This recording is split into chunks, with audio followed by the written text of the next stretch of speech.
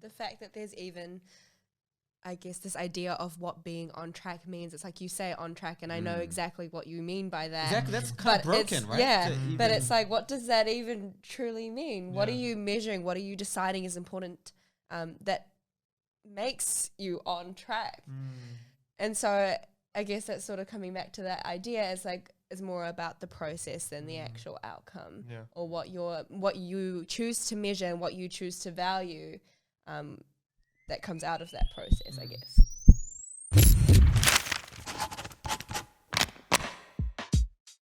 Welcome back to Subcut, the medical-ish podcast for anyone who is...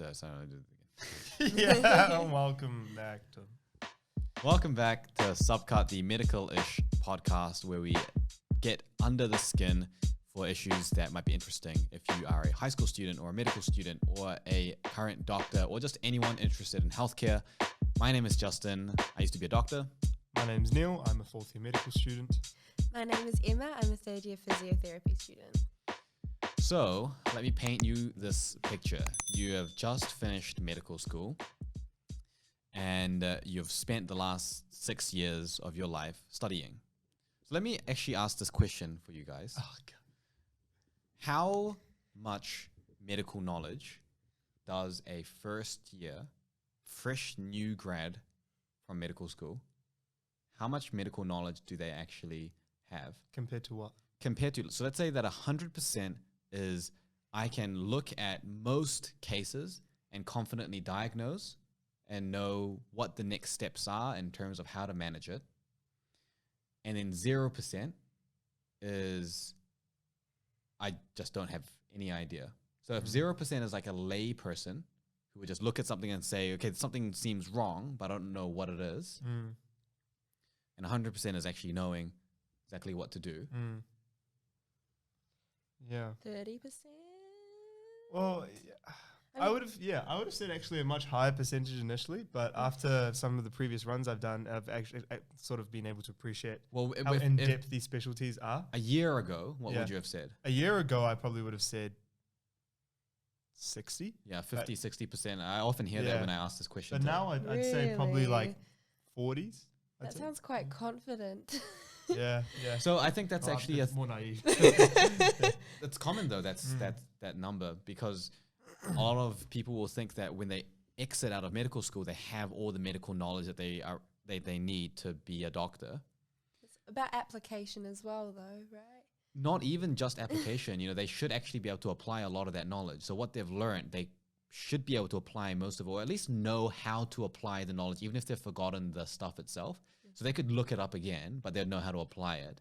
And in a way that's true, but it just vastly underestimates the complexity of the human body and the range of conditions. So it's just the fact that in 6 years of medical school, you only learn the basics. You just don't learn in depth at all. Each specialty has more than the entire of medical school's worth of learning in it, just in the specialty. So you finish medical school, you want to be a radiologist, you have an entire medical school's worth of knowledge, probably more to learn as in that training pathway. So it's kind of like high school versus like university. Medical school is like the high school. It really just gives you the basic amount of information to be borderline competent, just safe. It gives you enough knowledge to be safe. Now that is saying a lot compared to a normal person, right? Is that like Nick said in that previous podcast, right? Like compared to a lay person, your knowledge is light years away. Yeah, it is a different world completely. That a lay person versus an actual doctor, albeit junior, is incomparable knowledge gap there. And I think that's a clear answer to my change in my percentages from last year to this year, where last year I didn't have anywhere near the amount of experience clinically, and I still don't have as much compared to my older classmates and doctors and stuff. But this year I can appreciate how much more there is. And I still, it's probably asymptotic. I have no idea. So before you sort of look at it from a lay person looking into it and you think, wow, there's so much knowledge that's gained, whereas now you can sort of see it from how much more there is to know. So from a Dunning-Kruger graph point of view, you've just come down from Mount Stupid. Yeah. That's what it's called. Yeah. If you don't know what the Dunning-Kruger graph is, just have a look. Yeah. So So the reason I say that is that, okay, so to paint this picture, so you've just finished medical school. And so you have realistically, you've got like 10, 20% knowledge of what's sort of needed to just look at a case and just diagnose it, to be honest, which is still light years ahead. You know, a layperson is 0%. Someone that spent 100 hours on Google getting their Google University degree, you know, they're at 0.1%. So, you know, 10% is just like incomparable still. Okay. So doctor. Yeah, you're a new doctor and you're entering into the wards. And you're entering into, let's say, the general surgical department for the first time, and you are just overwhelmed. There is so much to know. There are so many patients. There are so many cases. There are so many protocols. You don't know what blood tests to do, when to do them, what time to do them, how many times a day, what numbers to check, what number, if it's wrong, is worrying for you.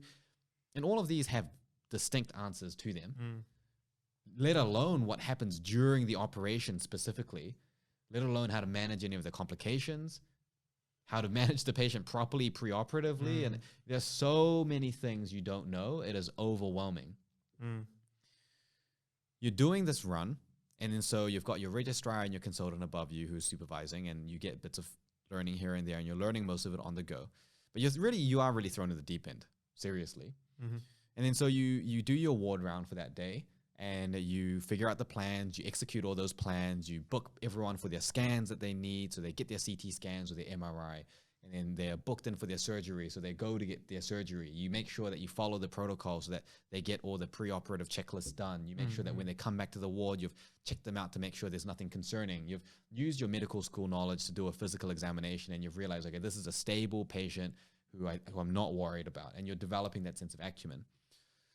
And so you make that call and you make that decision, and indeed the patient is fine. And then the next day your consultant rounds on them and say, yes, this patient is very good, that's fine. They read the note that you wrote after they came back to the ward, and they say, okay, good, I agree with everything that was on here, very good.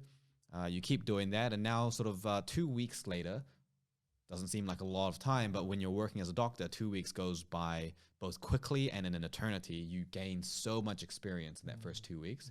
By then, you're feeling much more confident. You have seen hundreds of patients.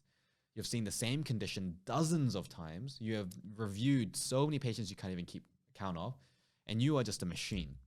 Patient comes in, patient goes out. You know exactly what to do. It's a complete smooth flow. You've even been on call. You've had a great on call. It wasn't too much going on. There was a patient had an infection. You managed it fine. And now you're on for the weekend. Okay. And so you come in on the weekend, and there's a patient who's there, and you do an examination, and you think, okay, it seems like they're pretty stable. There are some vital signs that were a little bit off for a bit, but you reckon they're probably doing okay. You say, all right, tell the nurse to just contact me later if there's any issues. And then you sort of leave it at that. And you go on and do your shift, and then you hand it over to the night person. You come back the next morning, and the patient you reviewed has died. Now you're in some serious trouble because you were the last doctor to see them. You didn't pick up on this potentially very critical condition that should have been picked up or potentially noticeable. You check the blood test that they had last night, an hour before you reviewed the patient, and it shows that they had a really high potassium or something, which could be easily life-threatening because potassium is incredibly important in the functioning of the heart. So you could have looked at that potassium. You could have seen that it was elevated, and you could have done something about that. But for whatever reason, you didn't. So now, here's the question. Are you a competent doctor or not? Wow. That's a lot. Yeah. What do you think? Just off your initial impression. You would initially say no, but everything is relative. You know what I mean? It could have just been one case, but it could also be that it's the confidence has gotten to you, and now you're just so comfortable doing the same things, and you're looking at the processes. You have this checklist, you're ticking off these things. You think that because you've done this checklist, you've done your job and you move on, but you don't look beyond that checklist. And that sort of is where the incompetency happens, in my opinion. And it's where you found that source of confidence as well.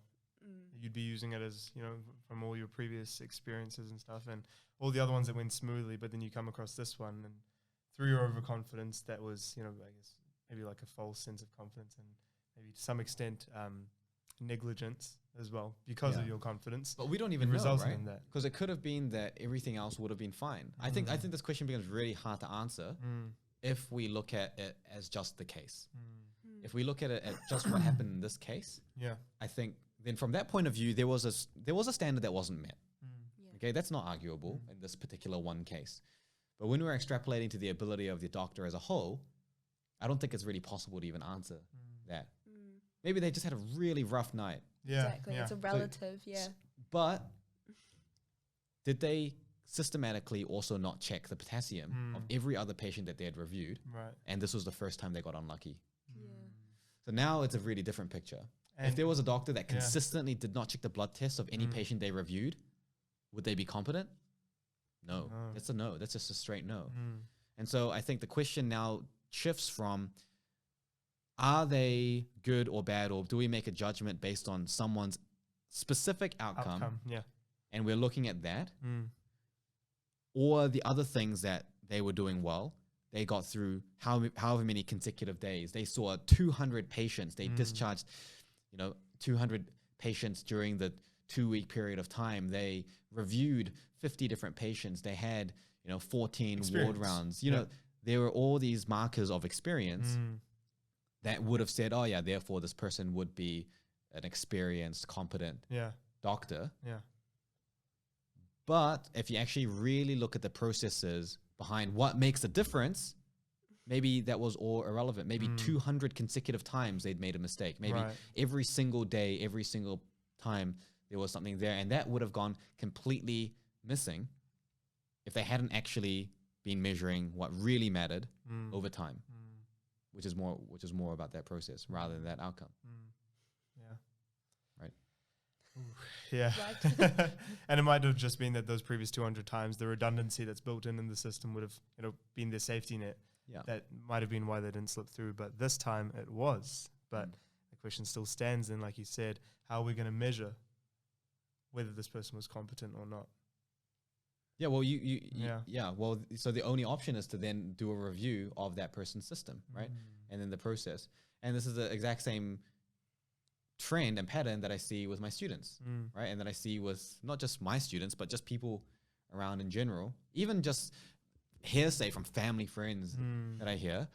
There are all these apparent markers that we look at that are meant to tell us a proxy measure of someone's ability or progress or success or whatever it is. Like, hey, this person has X amount of money. This person has gone through X amount of years of university. They must be however on track or however successful or whatever pathway they're on. And it's like, well, really, how important are those markers? Did you measure their fulfillment? Did you measure their happiness? Did you measure their knowledge? Did you there are so many people in their 7th year of university that are just as, even if not even more lost than someone in their 1st year of university, or there's someone who took a 6-year gap year after high school who was so much more on track to life than someone who straight away went in to be an engineer or a doctor or one of those typical standard pathways. And society's like plagued by all of these misconceptions of these various proxy measures that we would use to quantify or qualify our happiness or our fulfillment and stuff through your financial status, through your social status and everything like that. The fact that there's even, I guess, this idea of what being on track means. It's like you say on track, and I know exactly what you mean by that. Exactly, that's kind of broken, right? Yeah, but it's like, what does that even truly mean? What are you measuring? What are you deciding is important that makes you on track? And so I guess that's sort of coming back to that idea. It's like, it's more about the process than the actual outcome, or what you choose to measure and what you choose to value that comes out of that process, I guess. Exactly. So then for someone now living in the present moment, obviously you can always look retrospectively and see how things went. How do you know what to measure now? How do you know what's worth measuring in the current kind of moment? I actually have a method for doing this. I actually have a system that I use and I teach for this particular thing. On how to measure what's important? Sort of, yeah. On how to figure out what's important and whether your actions are aligned to producing that important outcome, or if you're kind of going off in a different direction. I imagine it would be something around your value system. Personality, passion. No, interests? that's that is not only a fantastic YouTube video that is out on my channel at Dr. Justin Song, which you can easily look up, but no, this different. It's different. I actually don't think I've made a public video about this yet. It's just on my courses. But before I'll tell you what that one is. But what do you guys think? Like, how do you figure out what is the thing to measure? How do you know what is the right thing to be measuring, and whether you have before you answer. It can be really difficult to figure out whether you have been measuring the wrong thing the whole time, partly because it's almost uncomfortable to accept that maybe you've been calibrating your entire life on the wrong thing, especially if you've been especially if you're older and doing it for a long time. Yeah, I almost this is like my mind's breaking thinking about this and stuff because I can drive myself in circles, but. I suppose with any sort of scientific experiment, we'd have to measure things. And based on our measurements, we then come to some sort of conclusion through that. And I suppose if we were to treat life in the same way and our experiences as a sort of experiment in that way, we would only be able to judge whether what we're measuring is correct or not, I guess, ultimately after some time, once we do some reflection, once we do some sort of contemplation about how we feel, what we've learned through the process, the relationships that we've made, our fulfillment, our satisfaction, our happiness to some extent as well. And it's so hard to know if you're on the right track right now itself. I feel like it's going to be like I often describe I guess the system of walking is just constantly falling and catching yourself, Yeah, that's good. And so constantly I think you're getting more metaphorical these days. I think it's my influence, I think. Oh, come on. No. I'm taking credit for that. You can take credit for it now. But like it's you're going to constantly keep learning and constantly have to fail in order to get better through each of these experiences in order to know what actually would matter. And I feel like people that have had those really, really simple, easy, cushioned, sheltered lives wouldn't really understand or know what they would feel fulfilled by because, they might be so comfortable that, that's fulfilling for them. Like that's all they can understand of their concept of fulfillment. And they can't understand that there's actually something outside of that because they haven't put themselves in a situation where they could fail to realize that, there's something bigger outside this soft cushion, sheltered place that I've been in. And that is a wider sense of fulfillment. And that's, I could be using that as my basis of measurement and stuff. And so I suppose my framework so far has just been, you're failing to then determine what you can succeed at, or maybe better put, it would just be like how, like your poor experiences to determine what actually matters, I guess, in the end. Yeah, we're just failing to learn. Yeah. I think for me, just the whole measuring thing, it might come down to what your values were at the time. In a way. So in that doctor example, it's sort of this doctor valued getting through patients rather than seeing to and treating the entire patient in a way. And maybe that, like, for example, that could be why they didn't look at those things, because they valued just getting through it and going on to the next patient and spending less time more than they did actually treating that patient. And so I think it's, if you look at what your values are and what you are currently doing and you put those values into your actions, that's sort of, I guess that's what you're measuring in a way. To me, it's like you should measure if the way that you act aligns with what you're valuing. But it's hard to... Yeah, well... Yeah, like I completely agree. Yeah. But then I was like, okay, hold on. And this is why I was in circles initially. How do I assess my values? What are my values? How do you know that your values are good values? Which is comes to what you were saying, which is that your values are only based on this. Yeah. I think going outside of the scope maybe of what we're talking about here, people have different sources of what they would value in, and some might be their faith, some might be their family relationships, some might be past experiences. I don't know. I don't know what that. And so I think, it kind of becomes this thing where it's like, instead of, I guess, looking at the outcomes or like finding, I guess, something to show at the end that you were following your values, it's sort of a process of self-reflection as you go through each day or as you go through each phase of your life, that you would be aligning those things. And like we always say, like, life is a journey, nothing is fixed, and your values will evolve, but with that, your actions should too. Yeah, I actually almost don't have to add anything because my system is pretty much just a combination of that. It's just, yeah, well done. Okay, that was. That's a cool. What just happened? Well, let's. If you're only listening to this on the podcast, you just have to figure out what happened on our YouTube. Yes. Watch that video to figure out more that often. awkward moment that just occurred. I had the pleasure of witnessing it firsthand. And you can too if you follow us on. Anyway. Yeah, so I kind of broke it down into a three-step system, which is pretty much just a systemized version of what you were both saying, almost exactly, actually. So what I noticed in myself a lot, and with the students that I worked with, was that a lot of the values are kind of fixed and protected. And what I mean by that is that they're protected and shielded from ourselves to challenge them. We almost hold them in such a sacred position that we're not willing to actually challenge them and be open about it. Because we value it. Because we value it. And we want to protect that. You kind of become like, this is how I should act, or this is how I would have acted. And even, you know, even throughout school and that kind of thing, when your values change and as you grow older, you sometimes be like, oh, I'm not how I used to be. And it's kind of looked at as a bad thing in a way, you know what I mean? Like when you're at a younger age, it's like you know, your changes basically. Like you're not, that's not something that I would usually do, you know? Yeah, but there that is can a sort of change. ideal version of who you were based on who you are. And then you just Identity. think there's an identity formed around certain values. But the thing is, you know, values have different tiers. So you could have a value that is at that time kind of, you know, important to you, but it's also transient. That could change.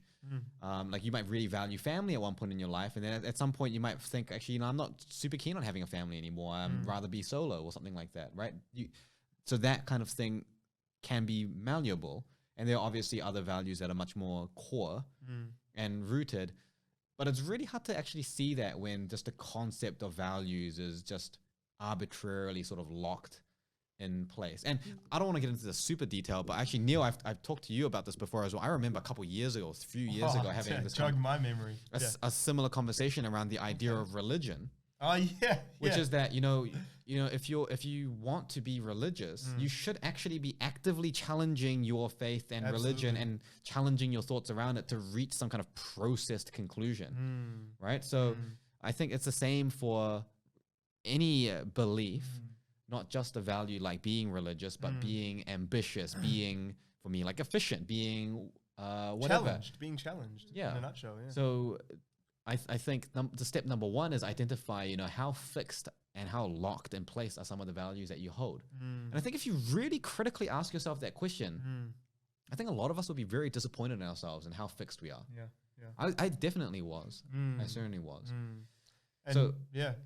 So well, that's step number one, and then the second step after that is then, okay, what experiences can I do and engage in that are going to challenge that in a meaningful way? And the meaningful way is the important part. You know, I'm not saying, well, I value, you know, respecting other people. I'm just gonna spit on some elderly to challenge that. It's like, oh, well, that made me feel bad. So I guess that is It must be the right value. Yeah. You know, but like if you really value like being empathetic or compassionate. Okay, that's a value that you hold and is important to your life. Well, then go do jobs and work that are devoid of some of that maybe and see, okay, does that really bug you? And if it doesn't, then like, is that really, you know, so big? Or do something that has a lot of that. Did it really provide you that much fulfillment that you thought? So there's this thing called the feedback analysis loop, FAL. And it's just a Venn diagram of two circles, the expectation on one hand and the reality on the other, and just see how big the overlap is. That's the decision-making book you have. It's in this book that I've read a while ago. It's very good. I think it's called 50 Models for Strategic Decision Making or Strategic Thinking or something like that. But it's the feedback analysis loop is a well-known model outside of that. And you simply just do that. You say, okay, I expect based on my hypothesis of an experiment that this is a value that I hold. So if I engage in this, I should feel this way and I should feel this way in another. And you simply engage in those experiences. And so the second step is to do the experiment, but I say experiment aggressively. And when I say aggressively, I just mean just give do it a good shot. Like literally just do, you know? And I often tell my students, if I feel like that's going to be an issue, I say do it by the end of the day. Engage in the experience today. Don't even Like minimize the planning to the least possible amount and just go and engage in an experience, you know? So something like, you know, go volunteer at a place. Literally just rock up to a place and just say like, hey, look, I want to help. Like, is there anything that I can do? And they might say, oh, come back, whatever. And just say, okay, fine. And then just go find somewhere else and just go, hey, can I help? Can I do anything? Or just, you know, like there will be opportunities to do that. And actually, always one of the second biggest thing after the kind of locked value syndrome is that people have values that they know they should challenge it, and yet they put off the experimentation for so long that they just give up and they don't care anymore.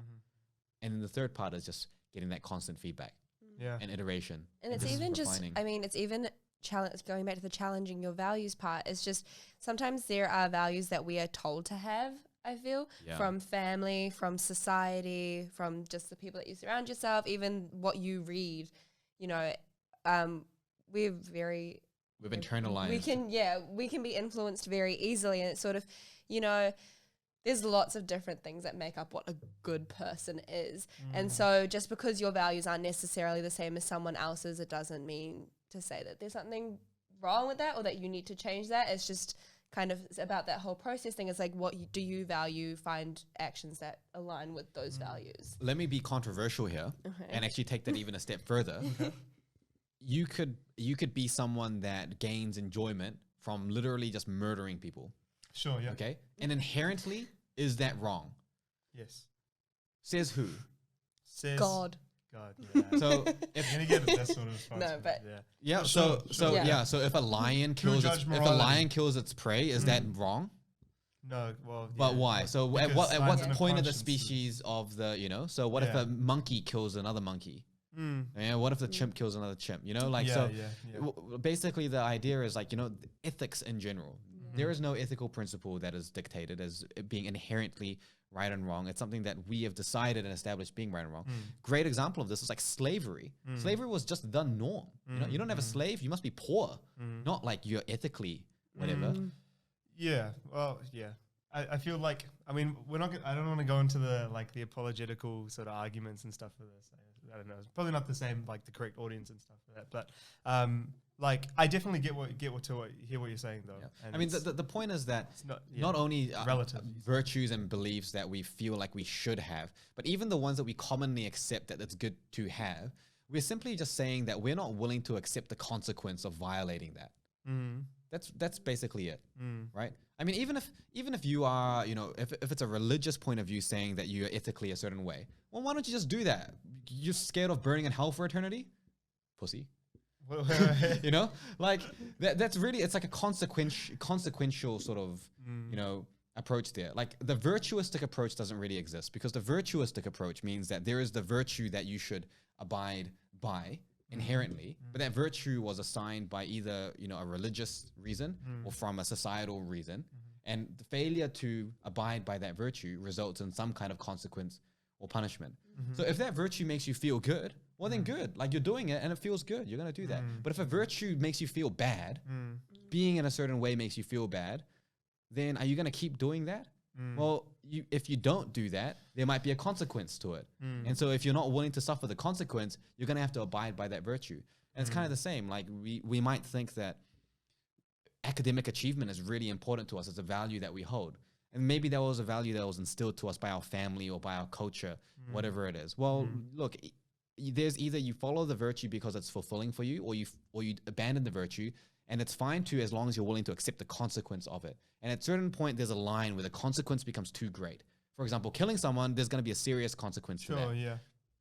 So even if you are someone who really doesn't like the fact that you need to not kill people, you're going to have to abide by that unless you're happy to just suffer that consequence of it. So from an individual moral or just decision-making point of view, it really just comes down to the idea that the virtues, no matter what they are, they're not going to be inherently fixed. And wherever they came from, it's always just a decision of, is this something that I want to be aligned with? Am I willing to accept the consequence of not doing that? And so everything can really be challenged. Yeah. I don't know if is this nihilism? That's not nihilism. It's just it's relativism. It's real. It's realism. But I mean, like, we're obviously not happy when someone, like, when someone dies and someone kills someone else. Yeah, That's but I that's mean, not a nice thing. yeah, obviously, but that was like an extreme example. But at the end Sure. of the day, like if you still challenge that, like why are you not okay with that? You'd be able to come to an answer, and you'd be able to quite clearly say why you don't agree with that. You I mean, know what let's go into the middle where it becomes gray, which is the reason why I want to bring the extremes. I want to bring out the concept that these virtues are not fixed, that you don't have to abide by them, but you're making the decision to abide or not. So if we go into the middle and we say something like being a doctor, you might really value, you know, that career decision might be so important to you. But where does that value actually come from? Let's say that you're going on your path to being a doctor and you sort of forget why you're motivated and you also hate doing it. Yeah. And you hate the process and you're getting stressed from it. Well, then it's worth asking yourself, okay, am I just periodically right now, momentarily not motivated because I've lost sight of something due to it being hard? Or is this? What did I actually never really want this? Same with your study, same with whatever it is. Like, where is it coming from? Did you just go down that path and internalize a value that was given to you simply because you didn't want to fight against your parents or get like disowned or whatever, you know? And if you challenge that, that might be sort of the key to figuring out that, you know, there's a certain virtue or value that you thought you had that you have been measuring yourself on this whole time, thinking you were the good student, good son, good daughter, whatever it is. And that's been ruining your life because of the fact that you've decided that you're going to place a sense of identity on your ability to achieve this arbitrary metric that never had any value for you. And over time, you weren't able to create value for yourself. And if that's the case, then there's a decision to be made. Will you abandon the value and accept whatever consequence there is for the opportunity of something else? Or will you stick down it and find a way to make it work, which in some cases, in a lot of cases, is not actually possible. Let me give you a real example about that. If you're in a family and your parents are abusive, or you have just a shit relationship with your parents to the point where it's damaging for you, should you stay in that house and stick through it? Personally, I think no. I think get out.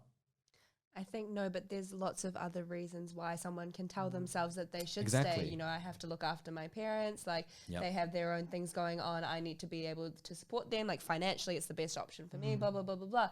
And so then again, it becomes about what do you value most? And it's like, why are you choosing to stay versus why are you choosing to go? Are you willing to accept the consequence of each decision? Yeah. If you leave. I think I now get what you mean by are you willing to accept the consequence? Yeah. And so even the values that we inherently hold today are not fixed, like universally locked in place. They are ones that we have accepted and we have created consequences for or accepted consequences about.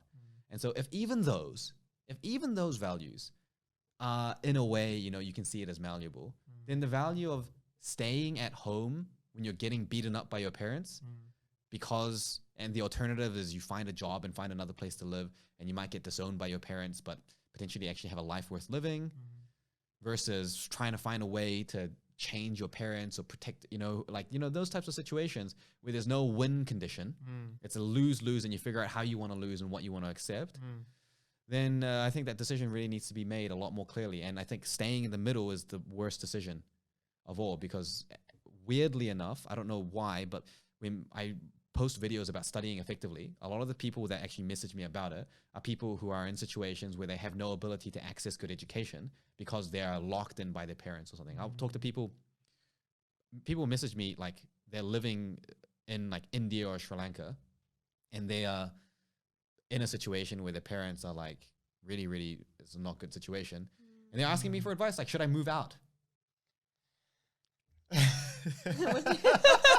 JTT New Zealand. Justin Sung on Instagram. No, no, it's surprising. No, I don't have a great reach, but for some reason, I think it just happens to attract certain people in certain situations that I guess are like trying to take control of little parts of their lives, and academics happens to be one of those avenues. And so it becomes like a weirdly kind of relevant conversation, this particular example, and this idea of like saying, hey, what's important to you? Really think what's important to you. Have you challenged that? And maybe you should just deal with whatever consequence comes out from either side. But, that's just my 2 cents.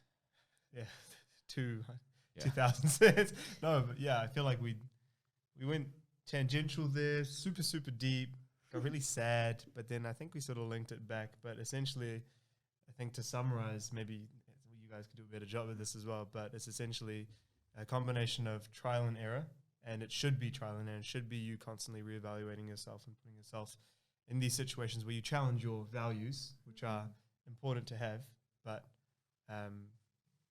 must be wrestled with to really test. Yeah. And I think even at the end of the day, if you challenge values that you hold very strongly, and you find that at the end of the challenge you do still resonate with that value, it kind of, I guess, it will give you more sense of purpose, or really strengthen that value that you have, and that will show through in your character as well, that you know, now I know why I'm doing this. So like for the doctor example, I know why I'm here, I know why I'm choosing to continue to be a doctor, and that will sort of reignite something in you to keep going or find a new sense of purpose or new path. I think that also goes back to what we were saying just before we started recording about, you know, like personalities and Emma and I were talking about how, you know, particularly like social butterfly people can be adaptable to different scenarios and stuff. And I can speak from personal experience, maybe Emma could as well, that, you know, like you'd be in one group of friends, maybe pretty quiet and stuff, and you'd sort of just fit yourself and your personality to fit in with those people versus a more, you know, like a much more energetic group of people and stuff over there. And I think before I was the chameleon, I was able to, you know, mix and match with the groups that I'm in and the environment that I'm with. But I feel like more and more through these iterations of, you know, falling and catching myself and falling and catching myself, I'm a lot more stable and a lot more, I guess, knowledgeable about what my values are and how much more in line I am with them, and what my what proportion of those values makes up my identity. And based on that, I feel like I'm actually becoming less of a chameleon now. More of a true to yourself. True to myself. But you had to have that experience. But I had to figure it out. And I will add, it was very uncomfortable. Transition. So there was and a risk of failure in some. Absolutely, yeah. It was like, who am I? Sort of moments. Yeah. So if you plan to succeed, if you're looking for the success, prepare to fail. If you're not even prepared to fail, like if you're looking for the win and that's what you value and you're looking for success, inevitably you're gonna encounter failure. But if you're just looking for the failure, then every time you get to learn. So wow. Leave it at that. Let's leave it at that. All right. Thanks for watching. As usual, if you're not following us already, make sure to hit the subscribe button, leave a comment, leave a like. It really helps with the algorithm and getting our reach out as much as possible. And we appreciate all the comments that you leave and any suggestions that you have. So see you next week. Thanks, guys. Bye. Thanks for tuning in to Subcut. If you guys have any suggestions for content, please make sure you send it through. You can get in touch and follow us on Facebook, Instagram, and YouTube, or find us on our website at jttmed.com/subcut. Subcut is a podcast brought to you by JTT. If you or anyone you know is interested in a career in medicine, make sure to get in touch and check us out at jttmed.com.